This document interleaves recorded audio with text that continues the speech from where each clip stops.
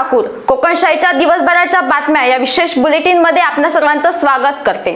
चला तर मग जाणून घेऊया सिंधुदुर्ग जिल्ह्यासहित संपूर्ण कोकण आणि अखंड महाराष्ट्रात नेमकं काय काय घडलं।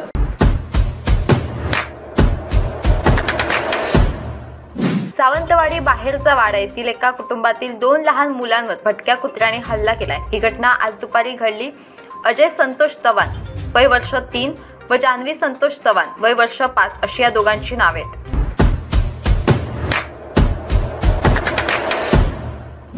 वैभववाडी येथील कुर्ली खडकदारचे रहिवासी रमेश भागू शेळके यांच्या मालकीच्या शेळीवर काल दुपारी 3 वाजता भरवस्तीत घुसून बिबट्याने प्राणघातक हल्ला केला।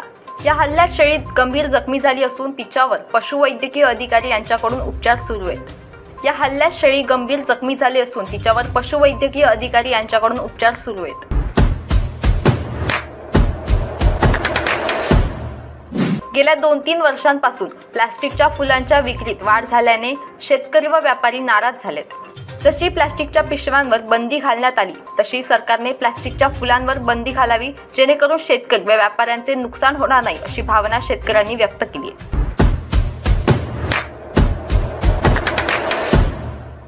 मुंबईतील कांदिवलीमधील पश्चिम साईबाबा नगरमध्ये विना संतूर बिल्डिंग मधील ग्राउंड फ्लोअरला आग लागली आहे। आग लागल्याची माहिती मिळताच घटनास्थळी अग्निशमक दलाच्या गाड्या दाखल झाल्यात। या घटनेत दोघांचा मृत्यू झाला असून 3 जण गंभीर जखमी झालेत।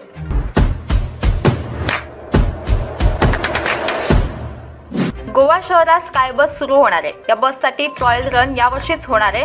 ही ट्रायल रन गोवा ते मडगाव दरम्यान घेण्यात येणार आहे। नितीन गडकरी यांच्या परिवहन मंत्रालयामार्फत हा प्रकल्प पूर्ण केला जाणार आहे।